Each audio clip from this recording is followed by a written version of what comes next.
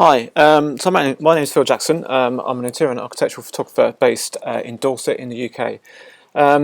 What I just want to run through today is just a sort of matrix of the different types of edits that I do for interior and exterior photography, and just how I go about running those through Lightroom and Photoshop, and some of the sort of different presets and actions I have to make that process more efficient.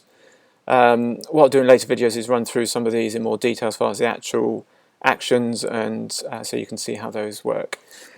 So what we have on this chart is down the left is the different types of shots that I generally edit, and then across the right are sort of from a left to right is how I edit the photos as required, coming into Lightroom, any initial Lightroom edits, and then taking the relevant photos through Photoshop, and then any final Lightroom tweaks.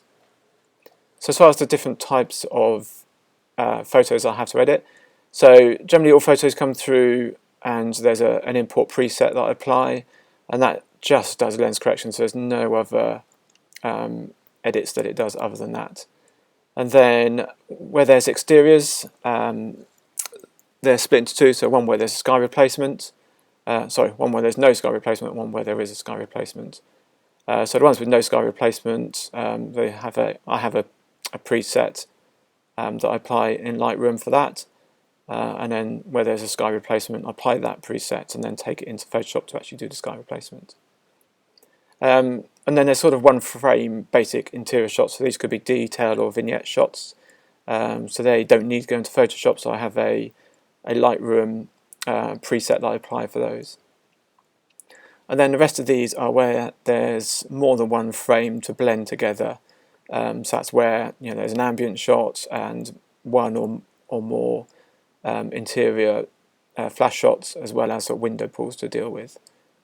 So going across left to right, so we had mentioned the lens correction preset on import, and then there's a couple of outside and interior standard presets that can be applied in Lightroom. And then for the photos that need to go into Photoshop, so I have an action that just aligns all the layers just to make sure that there's no misalignment between them. And then I have actions where it's a standard 3-layer window pull and a 4-layer, so that's just literally a one button press to get me the start point, and I could just brush in the window pulls.